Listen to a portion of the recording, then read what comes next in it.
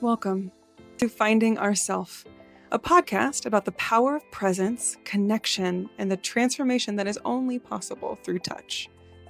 So if you're curious about human connection, somatic healing, or what it really means to belong, you're in the right place.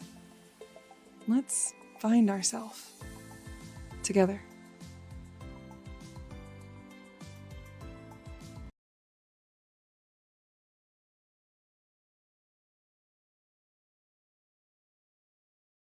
Hello, everyone. Welcome to the Finding Ourselves podcast with Keely and Michelle.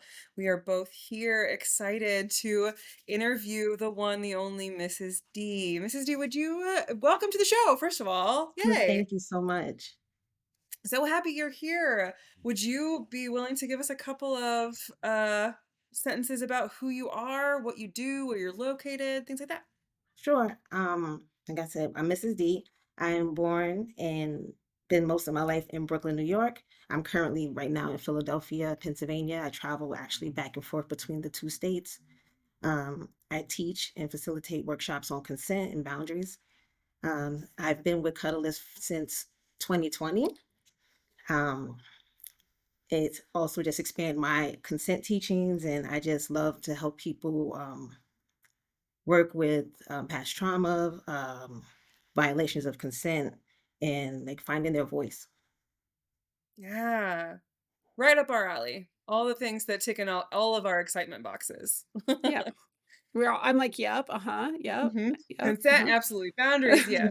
Catalyst, we know we love it. And it kind of becomes a lifestyle, right? Once you get the framework, you can't, like, step out of it. Right. So, yeah, that's great. Um, where did you start? What brought you towards what brought you towards Cuddlist, but even before that, like, what's your story like?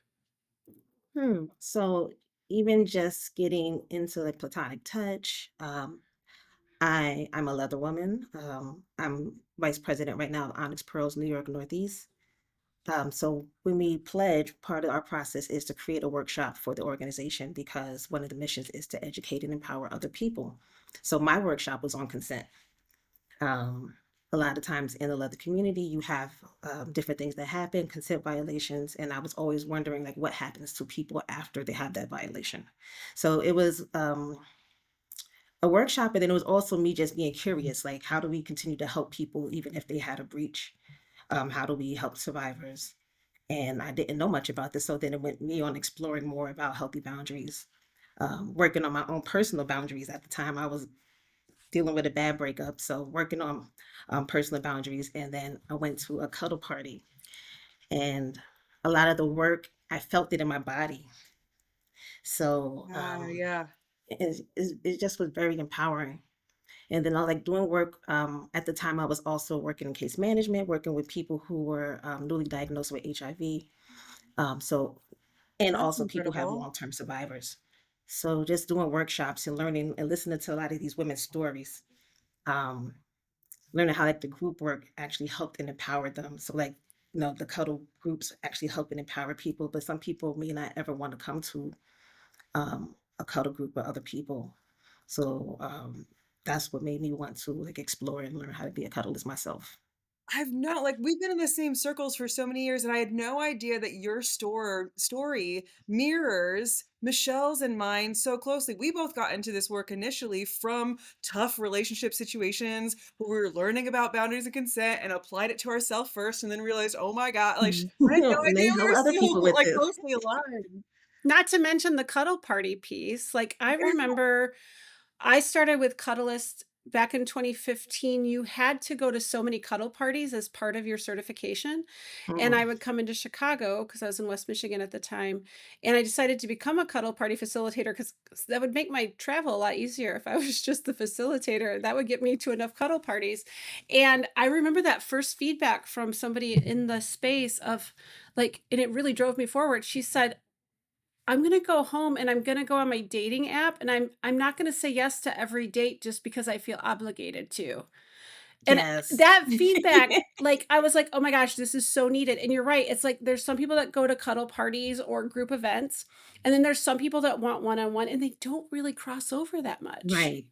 Correct, Isn't correct. that wild? I find that Mhm, kind of wild. I find that the people who are interested in the group events, even though they're both circumstances that are addressing a lot of the fundamental same things, you're wanting access to platonic touch because it feels really good to our nervous systems. It feels really good for our body and for our validation as humans. All the wonderful physiological benefits, right? But Mhm. the one-on-one work has so much more to do with different kinds of growth and development and interpersonal relationship skills, or trauma processing, or like very individualized, Right, it's very specialized specific things. to that one person. Right, but the group stuff is more like a social learning, and Mhm. they don't always cross the streams. Is that also what you're finding in your work? Definitely, like, but that's even in other circles as well, like, the certain people who are willing to do individual work, or they're not, they just don't feel comfortable in a group setting. Mhm, Um, Maybe they're just not there yet, and that's okay, like, they're just not comfortable, so even getting somebody mhm, comfortable to that point, um I had a client that they were working on just being comfortable going to BDSM and king parties. So we would just explore and talk about those settings. And then when they even got comfortable enough talking about those settings in a group setting, I no longer had a client, right? they But that's graduate. what we want. Like we want them to feel comfortable and empowered so they can go off on their own. So I was there just to, support at that moment. Then they were able to talk about that in a larger space and then move on. And then mhm. sometimes people maybe go from a larger space and maybe need some more individualized attention and want to go, like, let me work on these skills. Like I heard some stuff come up in the meeting, but I mean, in the group setting, but maybe I'm not ready to talk about that with everybody. Mhm. But, would we be able to work on those things? I have so Yeah. many questions that come to mind. I wanna ask about the difference between your clients in New York versus, you're in Philadelphia? No, Pennsylvania? Yeah, so I don't have any Philadelphia clients as Oh, yet. okay, So okay. I just moved to You just go Philadelphia a back and few forth. months ago. I'm creating the Got it. space to have a whole little cuddle room in Philadelphia. So um, You're yeah, I'm working on that. expanding there, you're Yes. extending your network. That's really, really cool. I also you said about the, like, graduating a client from one-on-one work to them being comfortable enough to be in groups, right? And I've also heard the almost the exact opposite of the group sort of anonymity was easier of an Mm, approach, or it felt like it was just, like, shallow into the like, "Okay, well, it's a party, it's a social setting, that I understand, there's structure, everyone's doing the same thing," but being one-on-one would be too intimate. Being one-on-one, all mhm. the attention would be focused on me, and it's, like, so interesting the different ways to graduate to graduate. But yeah, Are you it depends on the individual, and I can see it being very much Mhm, like everyone is different. So somebody may feel like, oh, what about the rejection? I can't stand the rejection if it's just me and you, but now I got rejected in front of 15 other people. Like I'm not ready for that. So it's like I'm getting the closeness, but then also now I have more eyes on me when something doesn't go right, or if I mess up myself. So mhm. now I get to practice and mess up with you, and we can work on it, opposed to like 15 other people knowing I didn't get it right the first time. Mhm. Absolutely. And you mention, like, the history you have with the leather community, the history you have with, like, BDSM and kink and whatnot, Mhm, and I always find it such a rich conversation how those worlds combine and where they separate between, like, where's your cuddle and consent boundaries, group work, mhm. where's the cuddlist work, where's some of your other stuff. So, how does that all show up in your life? So I thought before that I would try to intermingle everything, and How'd that go? for a long time it was hard. Like, okay, so then I made it very separate. So this is here, this is Cuddlist.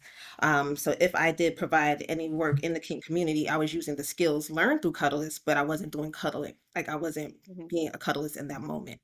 Um, like I could do maybe an aftercare station. So people after they did the scene, so they want to just talk about it maybe, or they want to have platonic touch at that moment. So it has nothing to do with BDSM, but it's after in the same space, but still it would be separate. I'm learning now more to integrate my work in a way where I'm comfortable with it now that I can explain differences to other people. Because before it was getting a little, when you say cuddlers, people think it's something more, and I didn't want people to get that idea. So, but now like even taking the class over, I've just learned better skills on how I can integrate it. And then just who's my target client. I work with a lot of people who um, have maybe consent violations and they want to get back into the community.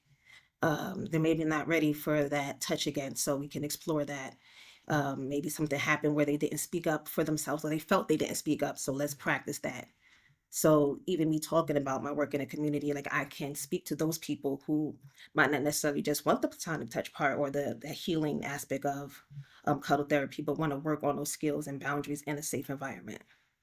And I hear so much all the conversation around like prevention for boundary as in consent violations in communities like this, right? And I've heard you talk about multiple times the reentry or what happens after and how and Hmm. the care either the aftercare for it or the education around it or the reintegration.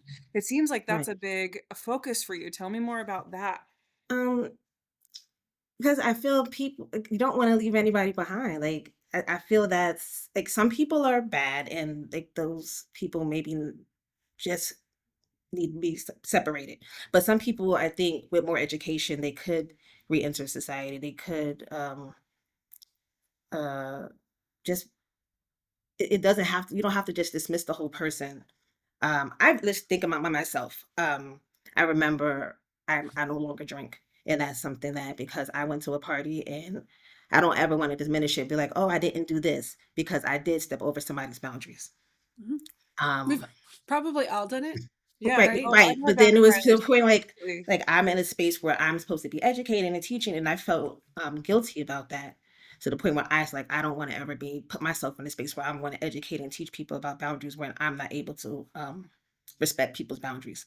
So, it was just a decision for me, so I don't feel like everybody needs to stop drinking, but for me, I decided to stop drinking because I wasn't able to honor my own boundaries as well as respect other people's boundaries. So it's a two-way street. So Mhm. I saw how easily you could be a victim and a perpetrator in the same night. So a lot of times I use that one night. It was the two different incidents that happened. And it was like I easily could have been banned from the community for an incident. And I could be like, I never even remembered. So what's my re-education? For me, it was to no longer drink. For somebody else, it could be maybe you need to vet your partners a little better. Maybe you need to get more education about that new thing that you want to try. So it's not just as simple as just kicking people out because what you do when you kick them out, they just go to another community and do the same thing. So you're not actually you're not putting out the fire. You're just spreading it around. This cause I keep responding, Michelle, cut me off at any point if you're like ready to jump in and want to jump in. This cause is so near and dear to my heart. I have such an affinity for this idea of restorative justice and Hmm. keeping community focus, and we don't cancel people. We don't like in our within our Yes. community. Cancellation is not a community tool. It is a monetary tool. It's a capitalist tool. It's not a community um it's not gonna bring better, healthier, safer, more comfortable communities unless we have Yes. support for folks so that they can learn. No one starts perfect, and the expectation that people will never make a mistake honestly breeds Hmm. unsafe environments. So I love that this is part of your mission, and, oh, I But a feel lot of times in certain environments, people have this pompous attitude like they don't ever make mistakes. So that's not human. I went to a recent class. It was on consent, but it was for like transgressors. And it was more so like who here hasn't made a mistake before? And I love how they started with that on like just to normalize it because once we normalize we made a mistake, let's how do we move past that? So it's not such a shameful word like, oh my God, I made a mistake. Like you did. Let's talk about it now because the more you want to keep it secret, then other things happen. Mhm. Yeah, I think we're all, I mean, I can speak for myself. I'm also connected to the BDSM and kink community. And it's a community issue. It's not a kink and BDSM issue, right? It happens in every community, or even like you talking about, identifying and being able to talk about our mistakes. I think about that just as a parent, like Hmm. being able to model that for our children so that they turn into adults that can talk about, oops, I screwed up. And Right. how do I repair that? And so it just happens to show up when you're playing, cops and robbers with bigger, better toys. How does Midori say it? Something like BDSM is just like role play for like with better toys. It's Yes. we're just It's playing so with. funny. Good. I would say we're playing with we're still playing. It's still play, and we still step on people's toes. And I want to think that most of the time it's completely accidental.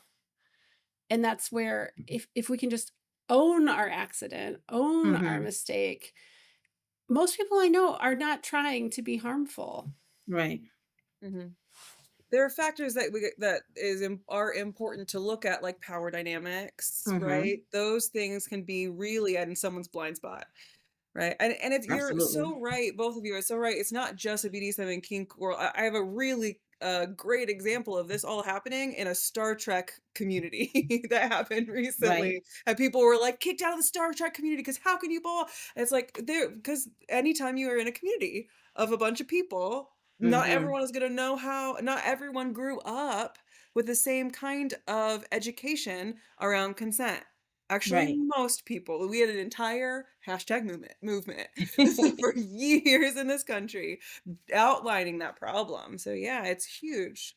What other spaces do you end up enjoying teaching in the most? Um, in a kink environment in children, with, Mm. with young folks. I used to teach children's ministry for a great period of time before I resigned.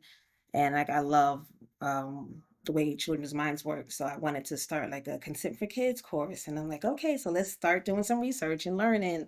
And then I'm like, well, people already have this course out here, so let's not try to reinvent the wheel. And I did the creating consent culture course. And I now have two mentees that I'm also working with, so teaching them. So it's more so me helping them in their way of working on their boundaries. So they don't know that. But they're learning about the skills to teach these classes, which is the same skills that you learn in Cuddlist course as well. Um, but it's helping them, and then they're going to go on and teach as well. So teaching in like after school programs and youth groups, that's a passion of mine as well. I The love it. ripples. Yeah. Yes. I'm just listening to you talk and I'm internally getting excited, but I also hear this from a different perspective of like some part of me prickles of like someone's going to listen to this and they're going to hear the word kink in the same sentence as they heard the word I like to teach the children, and they're just going to their mind's going to explode and they're going to freak out. But the thing about it is it's because the fundamental values and the fundamental skills translate in all of these different spaces. It doesn't mean Absolutely. that one thing is happening in the other space. It means that the skills that are required to know and make your life better just communicating with people Right.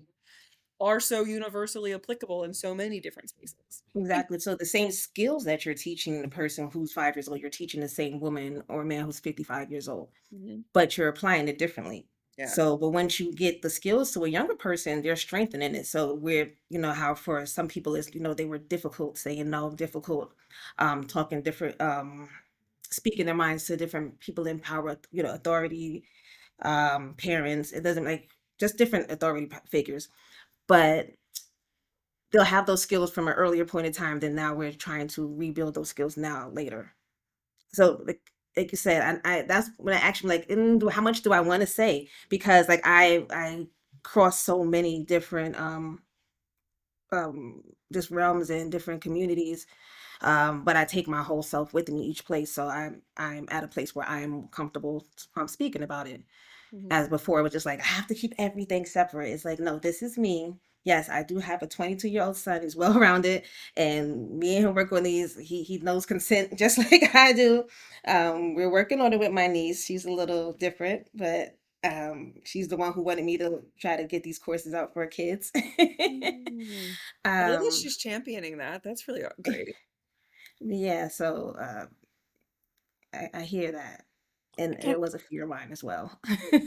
I'm very out about my participation in the kink and BDSM world. And what I've found in my work Well, first I want to say, like, people ask me all the time, what are those people like those people, right? And I'm like, they're your neighbors. You just don't realize Sure. it. They're just regular people, right? We found our own hobbies, whatever.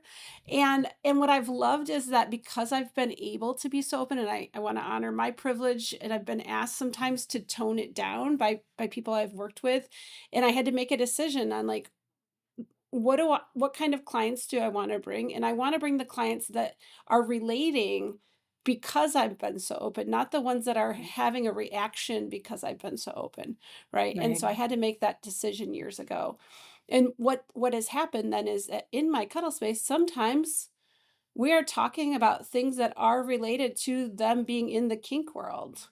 It Hmm. doesn't mean we are practicing kink in the cuddle Right. space, but it means that I am so comfortable in that conversation that they can show up more authentically them, whatever that space is for them in the kink world. They're not going to get judged on that from me.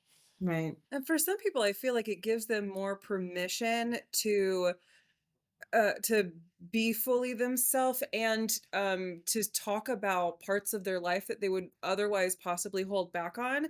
And when I say Hmm. like that space, knowing that in a cuddle session, it is staunchly platonic. Like we're not going, there's no possibility that we're going to go anywhere. So it actually Hmm. is like, oh, they don't have to worry if I start talking about this, is it gonna Right. start being a thing that leads into another thing and that just led into like, oh, actually, no, I don't have to worry about any of that. So I can really share and talk about it because it's a part of my human experience and I need Right. to figure it out just like I need to figure out my relationship with my family, just like I need to figure out my dynamics at work, at my job that are stressful, like all of the pieces that make up who we are.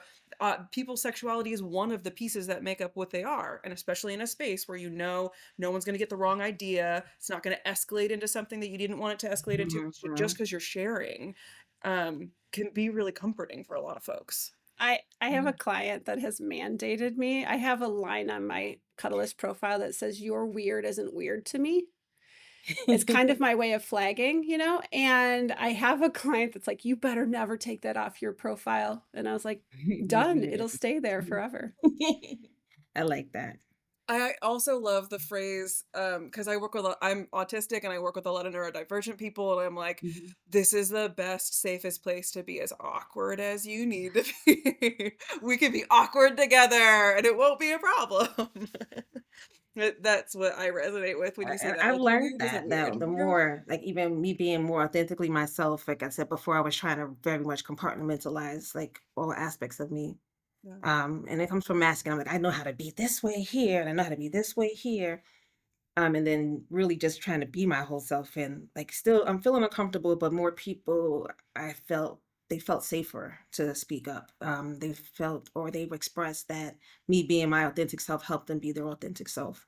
So even within me feeling uncomfortable or still working my way to just fully being me, you don't have to be perfect to help someone else along.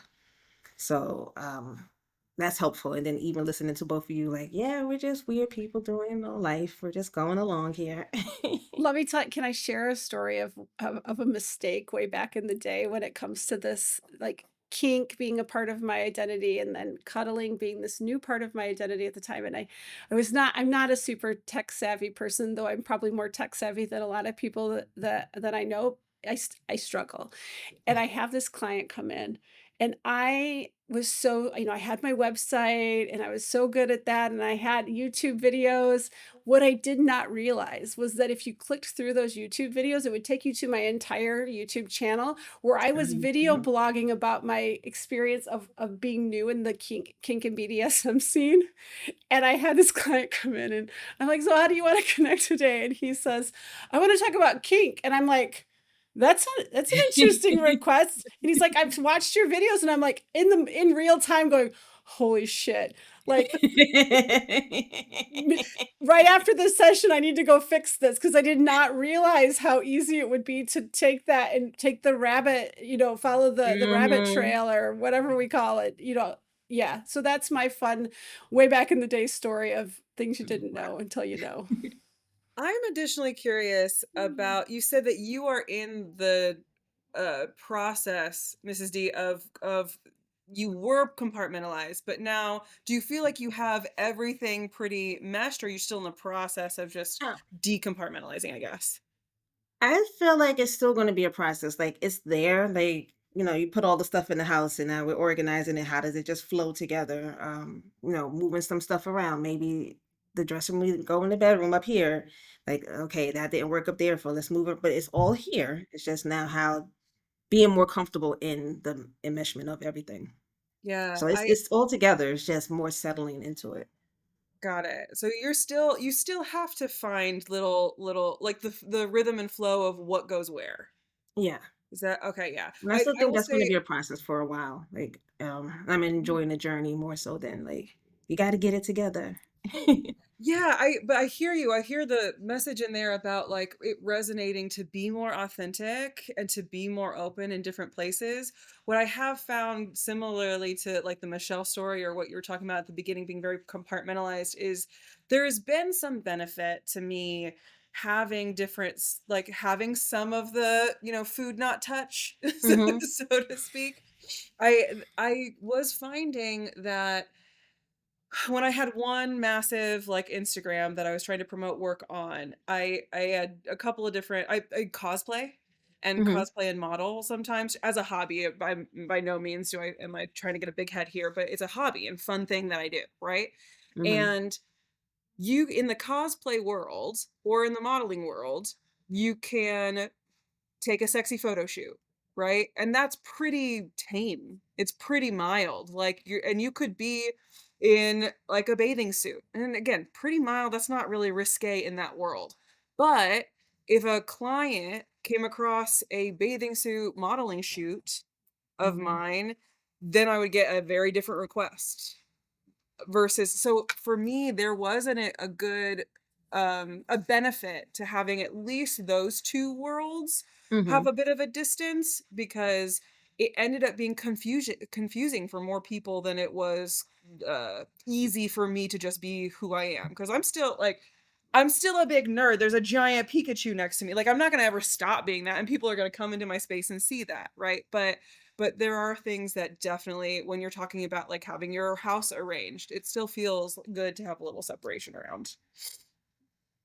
Do you find that there's still things like but still, that? like, how much no, I do agree, but it still is like, well, how much separation? And then for me, Mm. I think even where it does intersect, I always bring it back to consent. Like, because everything relies and falls on consent. And me Yeah. teaching telling my, Jehovah Witness father what I'm doing, mm, consent and boundaries, like, no matter what element. So even if you are looking at me, if you see a picture of me dressed in, like, dominatrix wear, and that's sexy, and it's like, "Ooh, I want that cuddlist." Okay, but these are still the boundaries of a cuddle session. Mhm. So you can see whatever clothes, and then even interacting with them, you'll know if they're like, what made you want to choose me? And it's like, oh, because I saw you with a whip and chain. It's like, no, then you're not the person. Like, It's a that's not what I'm difference. offering Yeah. here, It's a right? different service. Yeah. So bringing it back to if it does ever cross over, is about the consent and boundaries. These are the boundaries of this cuddle session. Do you agree to these Mhm. boundaries? I think it's brilliant that you bring up consent in this particular point of conversation because, yeah, not only, all right, consent and boundaries for this space, but also there's this idea of some of our clients who are seeking cuddle therapy services who could potentially have a sexual trauma history.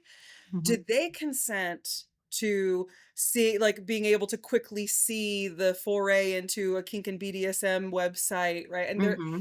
one of our colleagues had a really big challenge with this because they were running a cuddle party. Cuddle Hmm. party has the set uh agreements. Right. It's always the same. There's 12 agreements you have to follow. They're about it's a platonic event, but the venue for this it was a big like the venue rented it was gorgeous and had really incredible rooms, but was often used as a porn set.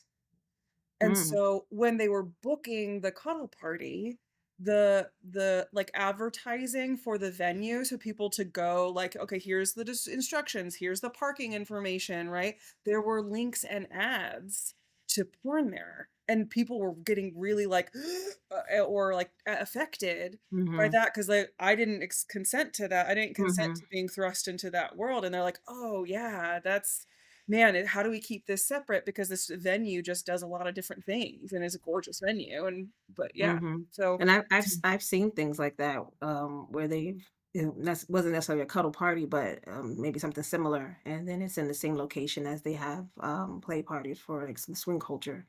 mhm. And it's even came to my mind like, you sure you want to have that back to back? Maybe like one a different day. Or keep it inside um, the community. Like, Mhm. and that's a good thing as yeah. well, like, who would be okay with coming to maybe it's in a dungeon, like, we everybody who is Kingsters know that this is still a platonic service only. Yes, they are familiar with both, places, but, they know once they're coming into this setting, that we're not doing any of that other, any kink stuff, it's just platonic. So they'll be more comfortable, so it would be like who you're advertising to. Mhm. That's a good idea. I mean, I used to do cuddle parties when I lived in Michigan. My community was the poly and kink world. So Mhm. my cuddle parties were heavily attended by the poly and kink communities. And eventually I got to the point where I just didn't advertise them through cuddle party anymore because it was Right. really jarring to be some, person off the street. And inevitably, because it's what these worlds do, we like to talk Mhm. about our stuff, right? And so I say with a big loving heart, a lot of times it was like dom discussion happening at the dining room table while there's a cuddle party happening in the living room, which I think is super cool if you're a group of people from that community. But I couldn't advertise it as a regular cuddle party because it just was way too much for the few people that might show up from like Mhm. the regular world. So Right. That was Can always my thought with that situation as well. Like, the 1 or 2 people who just seem like, "Oh, cuddle party, let me try this out." And, you're the one vanilla person and 20 other Kingsters. yeah. Mhm. Can I ask a question that might be a bit heavier? Is that okay? Sure. Um, I have heard reflected back to me multiple times that cuddle therapy, cuddle party is white people shit. What do you say to that?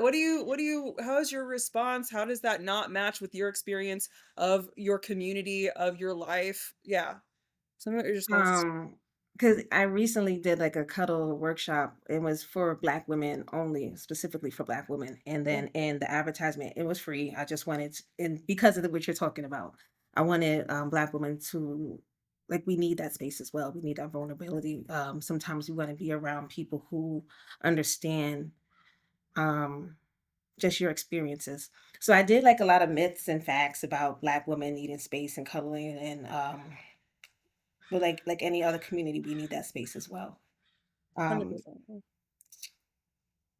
it's what like, yes, a lot of things that I do that people say is white people stuff is like I learned and I did it through community of Black people, and then even within my leather house, which is different than my organization, we sit on the principle of Ubuntu, which is I am because you are. So we need each other. It's about connectedness. Um, I'm a Christian. Like I feel like we need each other in this world. So as Black women, like we need to hold that sacred space for each other.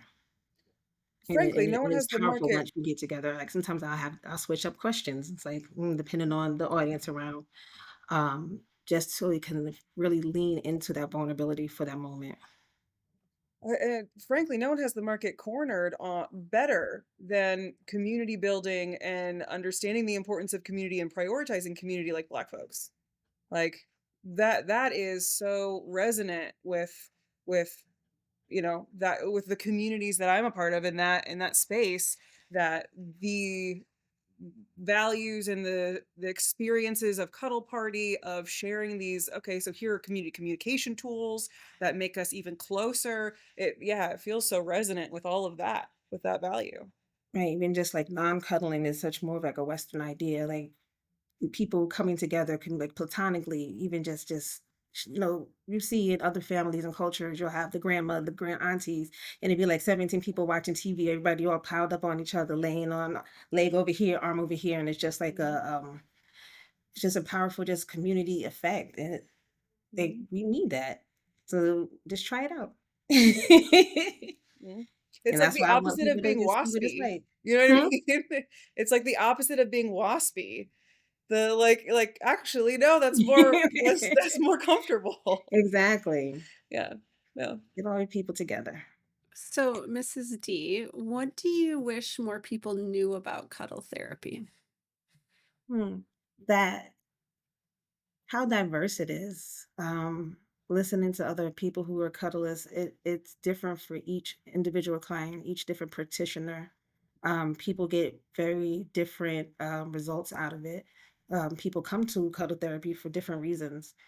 Um, just focus on more of the benefits and not think of it as something that's weird or taboo. I just think it is very healthy. It's a very enlightening experience. Even if you just want to try it out for once, like go to a party just to sit around, book a cuddle session and just talk to the person. Maybe you're not ready to cuddle, but just each session is different. So just open your mind a little bit more and see what benefits you can get out of it. Question. So, I do a thing where I cater to a few different markets, right? So I call my work different things in different spaces. Do you call your work cuddle therapy or do you have a different name for it? Yes. So most spaces I call it cuddle therapy, platonic touch. But consent education and sometimes it's practical skills. So instead of just consent education, like I could do it on the phone, we're working on like the platonic touch and the boundaries together. So it was still everything I do falls under consent education. Love it. So it's the practice space. Yes, Yeah. practical space to practice the consent and boundaries that you want to work on. Brilliant. Yeah. And that I think is a thing that when people I like that you include that because not everyone intuitively would know that what cuddle therapy is a boundaries and consent education space. But it absolutely is. Yeah. Makes total sense. Is there anything that you learned about yourself in this work Hmm. that you didn't expect?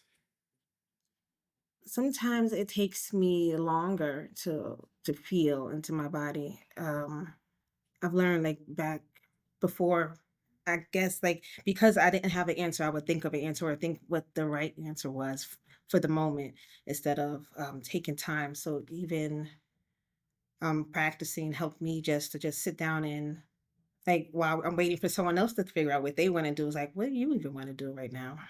Mhm. Um, to really, just to settle down in my body. It takes a little bit longer for me. And then even expressing that to somebody else, because somebody like me, I want the answer. And they're like, what's going on with you? I just need a moment to just think over that answer for a moment, or think over that question. Um, so learning that maybe, because before I was like, maybe I don't have an opinion. It's like, no, maybe your opinion just takes a little bit longer, and that's okay. And then learning, like, just even sitting still, that the answer does come, and being okay with, the waiting part. So, you know, I guess having ADHD, you want the answers fast. And then for me, it's like, if it comes slower, let's wait. And then when we're in cuddle therapy sessions and we're practicing, doing any kind of intentional work, you're really being intentional and focusing on that. So for me, it's like, oh no, the answers come to me. So if I slow down, something will come. So me helping other people also help myself, and then being able to articulate that to other people was also helpful. I love that. Mm-hmm. No, I there's a lot of words recently for a small. I'm like, does it make sense? No, I was recently in a workshop space where I realized that I carry a lot of shame about how slow I make decisions. Mm, And yeah. in that moment, I heard Betty Martin in my head. Betty Martin teaches Wheel of Consent, and she talks about touching objects, right? And when you think you're going slow enough, slow it down again, like cut it in half, like just keep getting slower and slower. And I heard her voice in my head say, Michelle, maybe it's time to get slower. And so I kind of came out of that with a mandate for myself to slow down even more rather Mhm. than take on the shame of feeling like I make decisions too slowly, like running into it and being like, okay, you think you're going slow, we're going to go even slower now, like, and just make myself slow down. Yes. There's a lot of So that's power what in I'm gonna that do for you too. too. Oh, yeah. Is there anything else you'd like the audience to know about you, Mrs. D?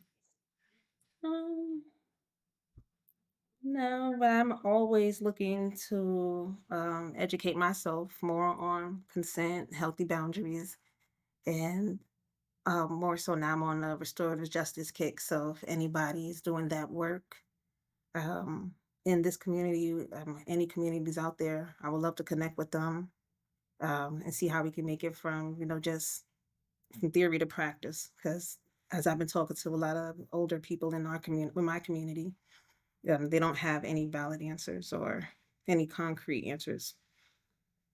Speaking of which, how would people find you? Also, on Instagram is I am Mrs. D. It's MRSDEE.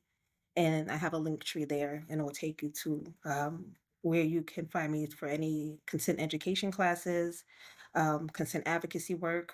I help with people making consent policies. If you're looking for your organization to have like updated policies on consent, I help with that. Consent incidents or consent violations. If you want someone re-educated to get back into your club, um, and a lot of the stuff will be just donation based, and I will just do it for the community because I believe with more education, we can have, just a more consensual world. Mhm. So, I am Mrs. D on Instagram, and from there, it will take you where she can find me. It's great. Brilliant. Thank you so much for joining us today. Thank you for the really rich discussion and for being so open, vulnerable, and authentic. So Thank appreciate you. it. And until next time, everybody, big Big hugs and hugs if you love. want them. Mm, Thank you. Thank you. Thank you.